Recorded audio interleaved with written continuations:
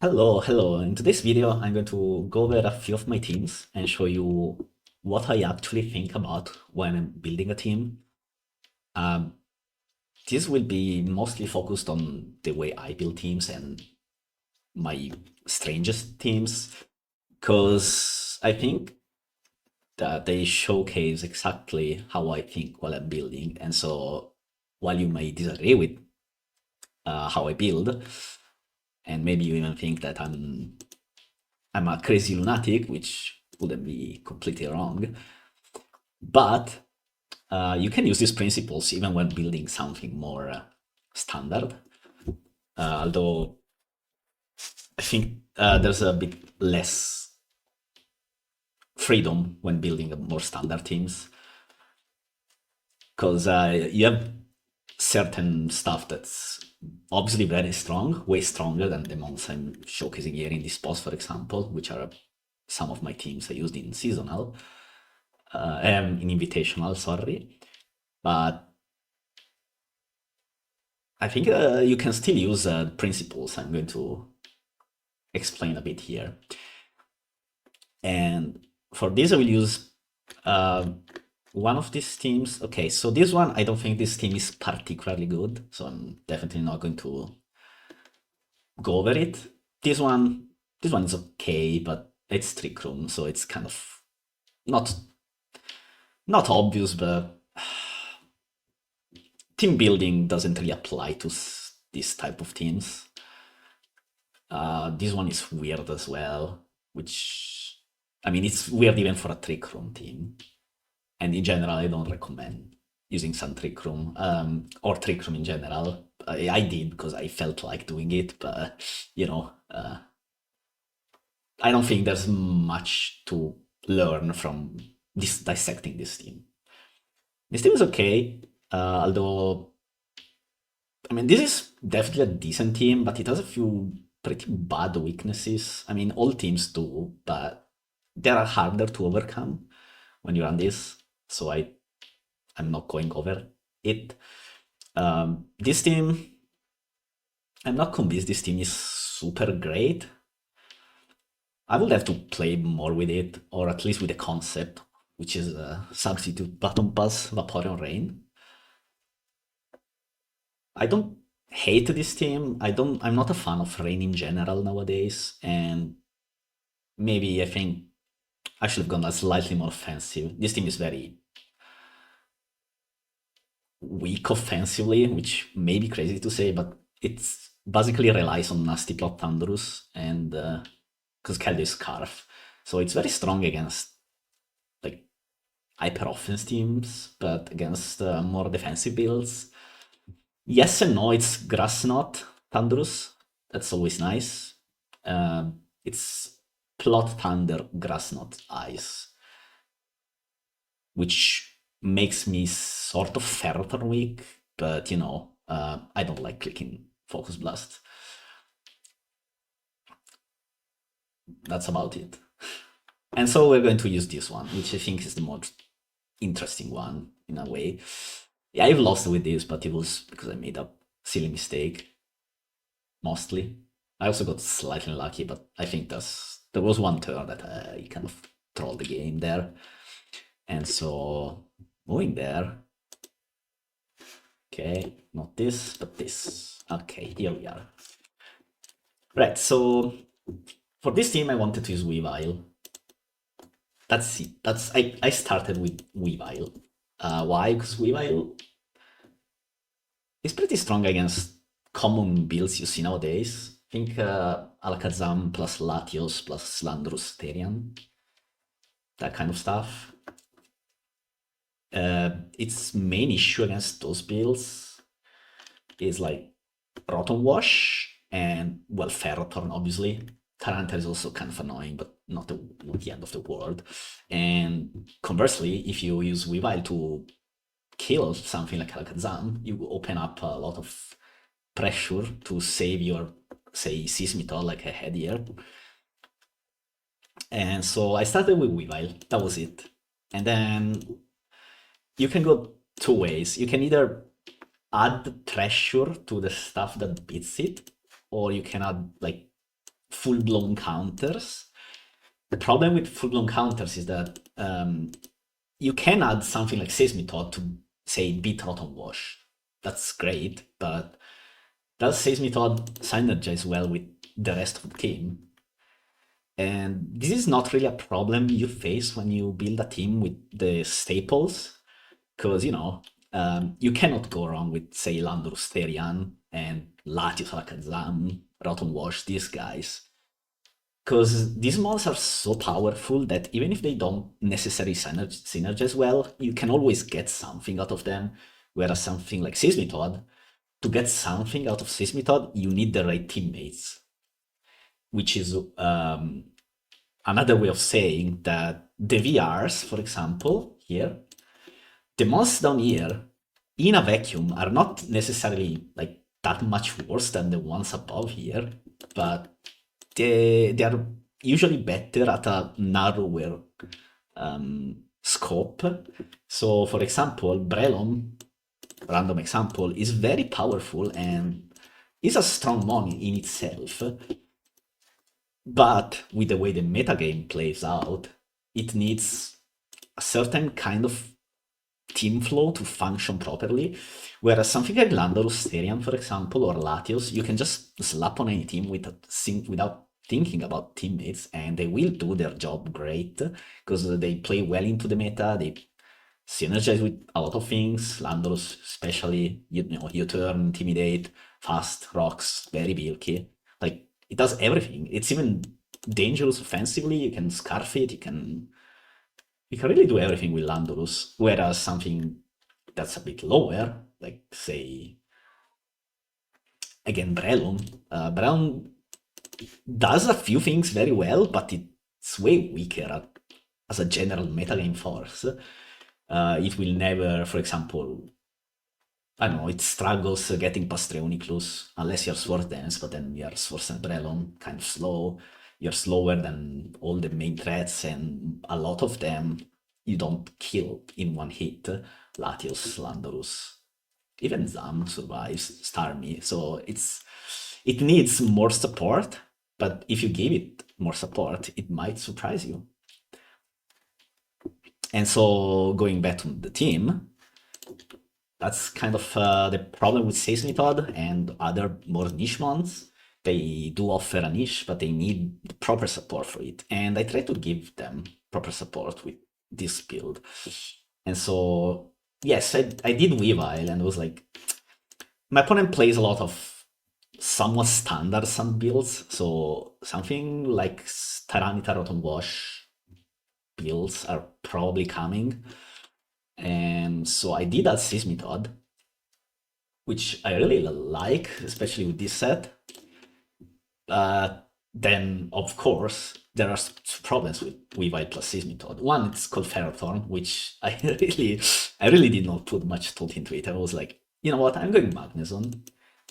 And then I had a Fortress who spins on Ferrothorn for free, basically. And then I also added a Cresselia. Like, the team kind of builds itself, I believe, once you see the synergies. So yeah, it's all a lot of small synergies between each piece, right? So for example, Fortress, yes, it spins for free on Ferrothorn, but if the Ferrothorn is, say, knockoff or Leech Seed, that stops being true. But Magnezone fixes it. Cresselia, great mon, but kind of struggles versus Alakazam mainly, but also Swords Dancers like Garchomp. And so, I still have Weavile, who has a strong Ice Shard, so I can bait an Outrage, and also a Fortress here. Fortress is really bad against Rotom Wash structures, but I have a Seismitoad for it. Seismitoad, great mana keeping rocks up, especially against the common Stealth Rockers. They're common Spinners rather, especially Starmie. But one, I have Weavile, and two, I have Magnezone, especially Magnezone, because Zone just kills Ferrothorn, right? And once I kill the Spiker, Fortress can spin. If my opponent is playing, say, Scarf Jelly or another Jellicent build in general, well, I have Weavile, right? And Zone. So I'm still fine against that. Another cute combination is the double Sunny Day, because I'm a weatherless team, and so I want to get rid of Sand, mostly for Cresselia, because the rest of the mons really don't care. Weavile does, but only to a small extent. And so these are all the small synergies that run on this team, and then the Scarfer too, right? So this build, these 5 mons are very weak to Volcarona, for example, right? And well, Scarf Chomp is kind of a not really a counter, but at least it gives me a way to play against Volcarona. And in general, it's good against Hyper Offense, and it's got Magnezone support.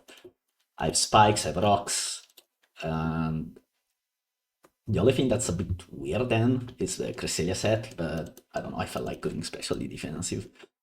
This is because I wanted this to be my Latios Witch-in.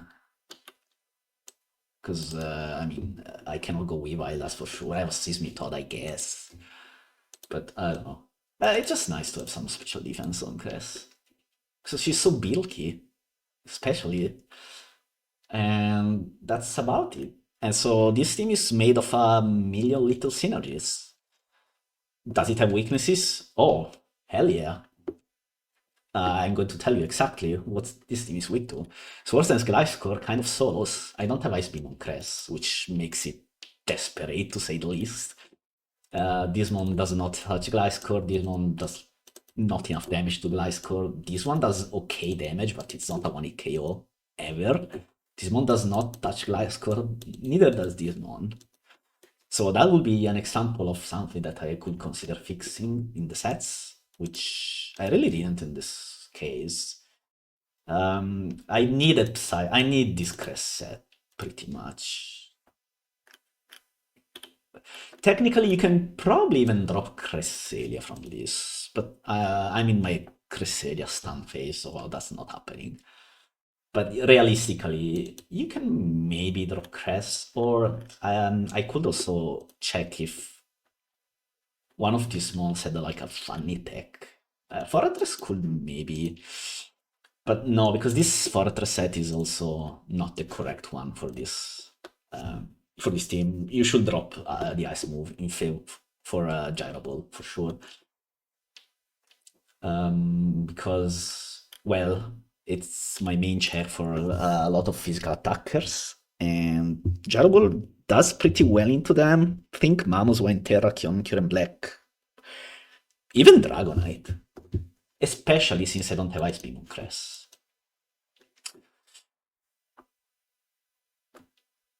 So that's my thought process. As for the Seismitoad said, Toxic, you can draw Toxic for something else, but I like Toxic on Seismitoad. that's the sometimes it's just vibes based. So I have double Thunder Wave. I don't care about say Magnetize Mag because one nobody plays. Like I don't need to trap Excadrill with this. I have Fortress, Cress, and Seismitoad and Scarf Chomp. Like Esca really does not do well into this team at all. So yeah, I will consider definitely Gyrable on Fortress. Ice Move is nice, it is Landorus Therian, but nowadays so many people run special defensive Landorus, and the damage is pitiful. And I don't really super need to hit Landorus that hard. Yeah, it's nice for Garchomp, but Gyrable will do enough damage, and they also have Rocky Helmet here. So yeah, this is a way to build a team, or this is how I think about when I build teams. And going back to a couple of other teams, well, this one is pretty much the same concept. So, one sec.